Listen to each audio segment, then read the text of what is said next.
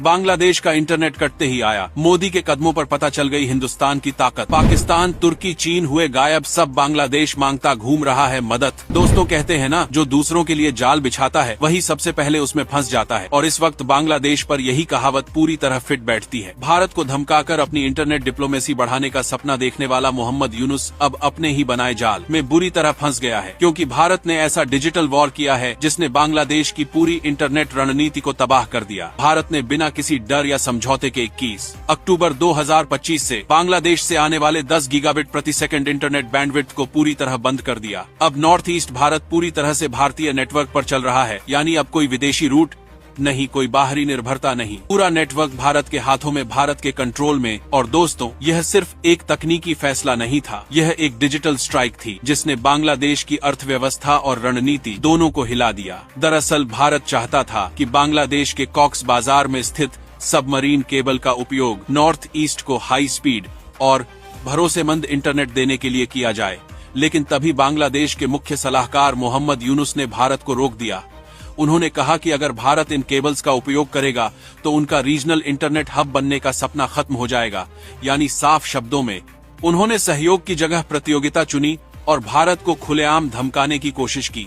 लेकिन मोदी सरकार ने तुरंत जवाब दिया। भारत ने कहा, ठीक है, अब हमें किसी की जरूरत नहीं, हम खुद सब संभाल लेंगे। और बस फिर भारत ने इतिहास रच दिया। BSNL ने बांग्लादेश से आने वाला सारा इंटरनेट बैंडविड्थ बंद कर दिया और नॉर्थ ईस्ट को भारत के अपने सामान में सबमरीन केबल और एडवांस सैटेलाइट सिस्टम से जोड़ दिया।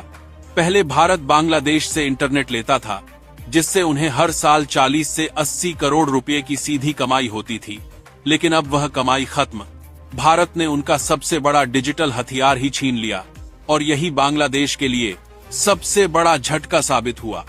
अब नॉर्थ ईस्ट इंडिया का इंटरनेट न सिर्फ पहले से तेज हो गया है, बल्कि पहले से कई गुना सुरक्षित भी है। पहले जहां डेटा पहुंचने में 100 मिलीसेकंड तक लगते थे, अब सिर्फ 35 से 45 मिलीसेकंड में पहुंच जाता है। यानी भारत ने अपने नॉर्थ ईस्ट को सुपर फास्ट इंटरनेट से जोड़ दिया। बांग्लादेश को झटका सिर्फ इतना नहीं है, उनके लिए यह आर्थिक तबाही है।